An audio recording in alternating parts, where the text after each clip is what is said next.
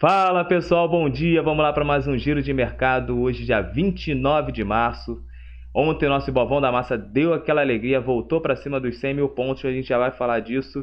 Mas antes, vou deixar aquele recado. Não deixe de se inscrever no canal, ativar o sininho de notificação, exatamente, dar aquele like e compartilhar com seus amigos. Aquele velho recado que eu venho falando todos os dias com vocês. Beleza? Bom, seguindo a nossa pauta, Ásia e Pacífico, Europa, futuros norte-americanos, tudo no positivo, né? Então o mundo está em risk on. Hoje, mais tarde, tem Descomplicando Finanças e falarei sobre risk on e risk off, beleza? Bom, Ásia, Pacífico, todo mundo no risk on, todo mundo com apetite ao risco. E o que isso quer dizer? Da onde veio essas informações, Vinícius?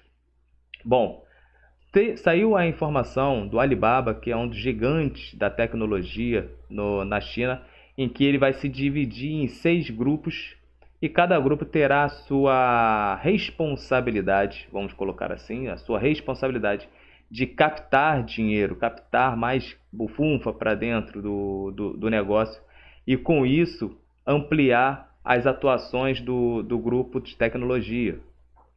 Isso foi visto com bons olhos, não só na Ásia, mas também no mundo inteiro, porque isso está em linha com o plano de crescimento da China.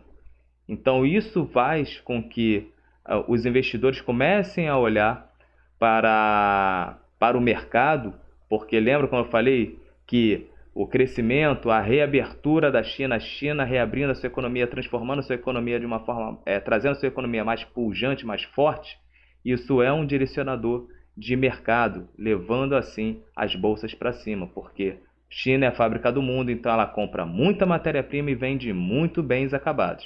Então isso movimenta a economia, certo? Ainda mais com a crise bancária dando aquela arrefecida, então isso ativa um pouco mais, ainda mais o setor de commodities, beleza? Então isso acabou impactando também nos mercados europeus.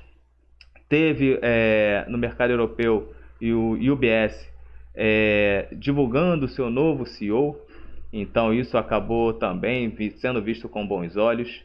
Isso vai animando ali os mercados.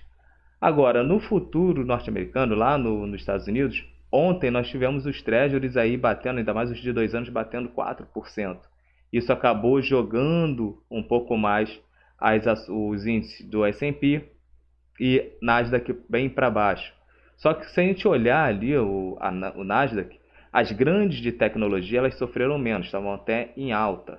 Agora, as empresas que são menores, elas acabaram sofrendo um pouco mais. Por quê? Quando o juros está alto, isso é muito ruim para o lucro futuro das empresas. As empresas menores, as small caps, elas acabam sentindo mais a pressão dos juros do que as grandes empresas, né?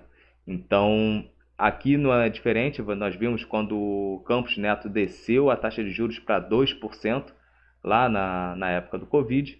Nós vimos aí as small caps disparando, então Banco Inter, entre outras, dispararam justamente porque como o capital fica mais barato para elas, isso acaba despressurizando muito mais a linha do resultado financeiro, beleza? Então, e consequentemente o lucro. Então, devido a essa questão que nós vimos ontem na Nasdaq caindo, mas hoje os futuros norte-americanos já estão em alta devido a essa informação do querido Alibaba, certo? Petróleo também ganhou essa força mediante o plano de crescimento da China, então mostra que a China pode estar mais ávida a comprar. Então, vendo que agora vem a ação do plano de crescimento, né? Mas por que pelo Alibaba a gente consegue identificar isso? Porque nós vimos Jack Ma, o Jack Ma na China, e isso tem a ver com o Congresso, né? Então teve reuniões e logo depois viu que essa ação foi tomada. Então isso foi bem visto pelo esse plano, porque a China pretende ampliar a questão do mercado privado em seu país. Então está em linha com esse crescimento. Então o petróleo também começou a subir mediante a essa expectativa. E também tem um outro fator que os Estados Unidos pode começar a fazer uma recompra de petróleo para poder abastecer o seu estoque estratégico. Então isso pode vir a jogar o petróleo um pouco mais para cima. Beleza? Vamos falar aí do nosso Ibovão da Massa, que veio subindo, ganhou força aí com commodities, mas também tiveram dois fatores. Primeiro foi a ata do BC. A ata do BC veio em linha com o comunicado, não mudou muita coisa.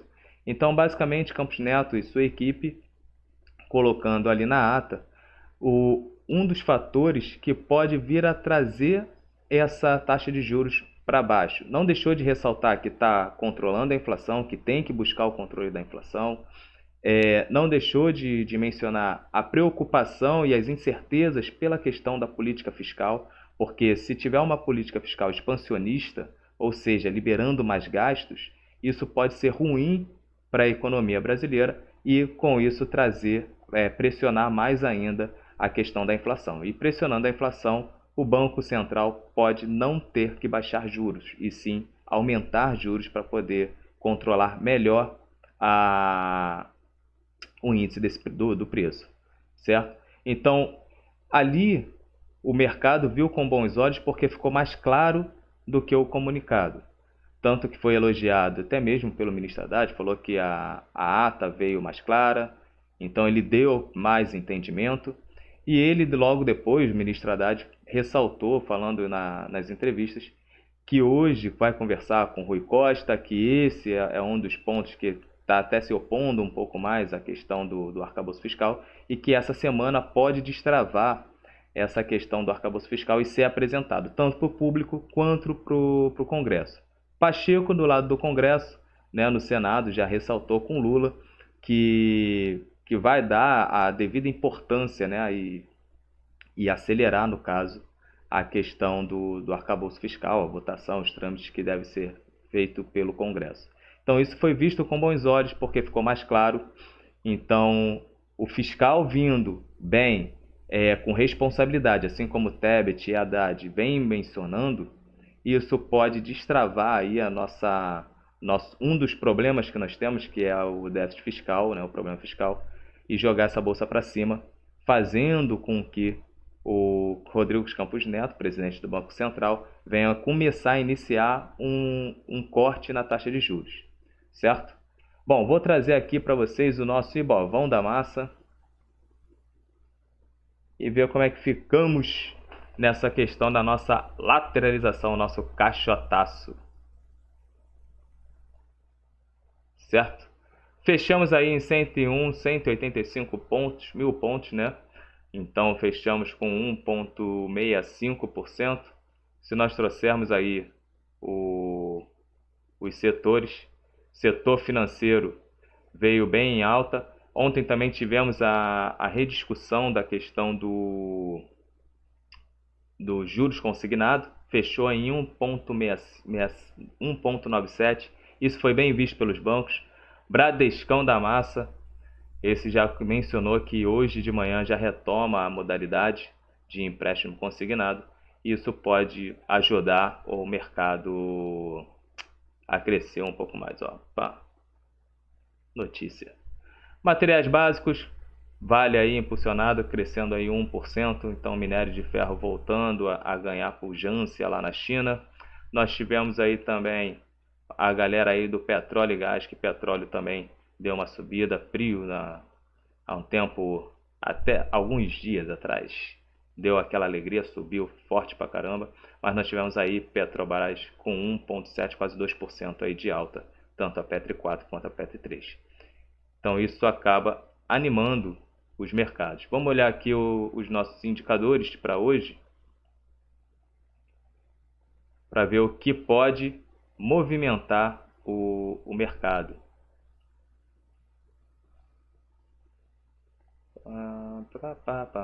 Aqui, vamos só tirar os impactos para deixar o que vale a pena. Nós tivemos aí a confiança do consumidor vindo melhor do que a previsão e melhor do que a anterior, né? Menos 29,5, então está começando a voltar, né, a confiança do consumidor. Isso também acaba ajudando a impulsionar o mercado europeu. Por que eu boto aqui a Alemanha? Porque a Alemanha é a principal economia da zona do euro, beleza? Então é bom sempre acompanhar o que acontece na Alemanha. E o Reino Unido, devido ao Brexit, né? O Reino Unido agora não está mais na zona do euro.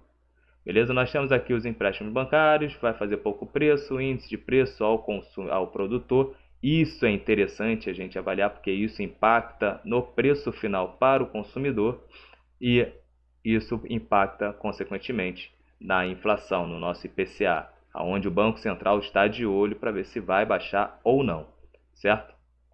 Nós temos aqui nos Estados Unidos uma agenda um pouco mais fraca, né? Vamos colocar assim. Mas o que vai ditar é aqui, ó, variação dos estoques de petróleo bruto.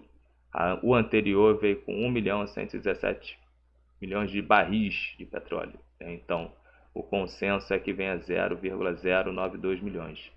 Então, vamos acompanhar esses dados saem às 11h30, porque se o estoque vier abaixo do anterior, isso pode fazer com que a commodity ganhe mais força ainda, certo? Esses são os recados de hoje. Não esqueçam, mais tarde, hoje, 7 horas da noite, saio Descomplicando Finanças e falarei sobre Risk On e Risk Off, para que você, quando fizer as suas análises na parte da manhã, entender se o mercado está para cima, tende a ir para cima ou tende a vir para baixo. Beleza? Então, forte abraço, pessoal. Até mais tarde com Descomplicando Finanças e amanhã com mais giro de mercado. Valeu!